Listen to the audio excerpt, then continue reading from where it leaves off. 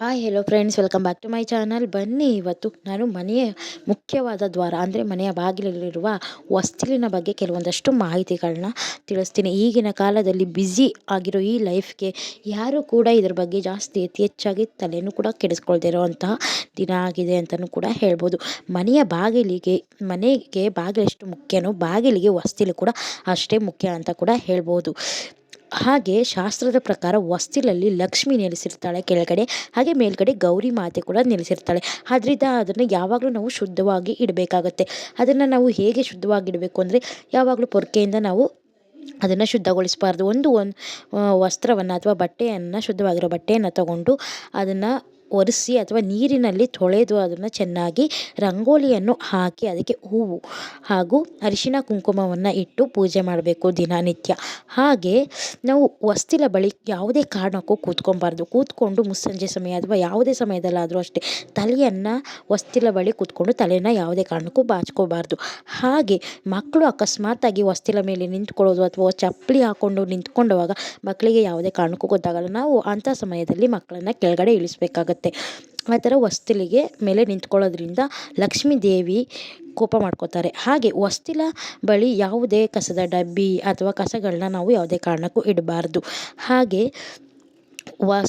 ನಾವು ಯಾರಾದರೂ ಮಾತಾಡ್ಸೋಕ್ಕೆ ನಮ್ಮ ಮನೆಗೆ ಬರ್ತಾರೆ ಅಥವಾ ಏನಾದರೂ ಕೊಡೋಕ್ಕೆ ಬರ್ತಾರೆ ಅಲ್ವಾ, ಅಂಥ ಸಮಯದಲ್ಲಿ ಹೊರಗೆ ಹೋಗಿ ತಗೋಬೇಕಾಗುತ್ತೆ. ಒಂದು ಕಾಲು ಹೊರಗೆ ಅಥವಾ ಒಂದು ಕಾಲು ಈಚೆ ಹಾಕ್ಕೊಂಡು ನಾವು ಯಾವುದೇ ಕಾರಣಕ್ಕೂ ಏನು ತಗೊಳ್ಳಬಾರ್ದು, ಹಾಗೆ ಮಾತಾಡಲೂಬಾರ್ದು.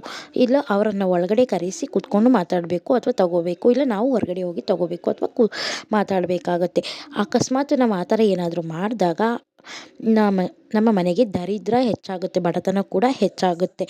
ಮತ್ತು ಹೊಸ್ತಿಲ ಬಳಿ ಯಾವುದೇ ಚಪ್ಪಲಿಗಳನ್ನ ಕೂಡ ಬಿಡಬಾರ್ದು. ಅದರಿಂದ ಸ್ವಲ್ಪ ದೂರ ನಾವು ಬಿಡಬೇಕಾಗತ್ತೆ. ಇಲ್ಲ ಅಂದರೆ ನಮ್ಮ ಮನೆಗೆ ದುರಾದೃಷ್ಟ ಅನ್ನೋದು ಬರುತ್ತೆ ಅಂತ ಹೇಳ್ಬೋದು.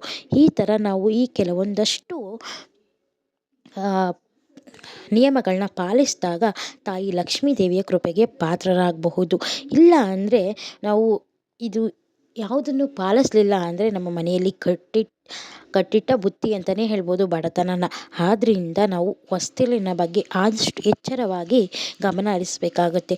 ನೀವು ಯಾವುದಾದ್ರೂ ತಪ್ಪು ಮಾಡ್ತಾ ಇದ್ದರೆ ಈ ರೀತಿಯಾಗಿ ಈಗಲೇ ಎಚ್ಚೆತ್ತುಕೊಂಡು ನಿಮ್ಮ ಮನೆಯ ಹೊಸ್ತಿಲನ್ನು ಆದಷ್ಟು ಶುದ್ಧವಾಗಿ ಇಡಿ ಅಂತ ಹೇಳ್ತಾ ಈ ಒಂದು ವಿಡಿಯೋವನ್ನು ನಾನು ಇಲ್ಲಿಗೆ ಮುಗಿಸ್ತಾ ಇದ್ದೀನಿ.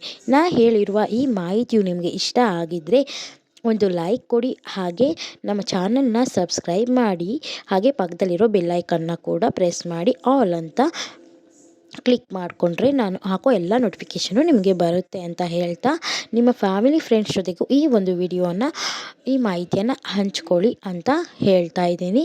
ಹಾಗೆ ಇಷ್ಟೊತ್ತು ವಿಡಿಯೋವನ್ನು ನೋಡಿದ್ದಕ್ಕಾಗಿ ಎಲ್ಲರಿಗೂ ಕೂಡ ಧನ್ಯವಾದಗಳು. Thanks for watching friends. Bye bye, take care.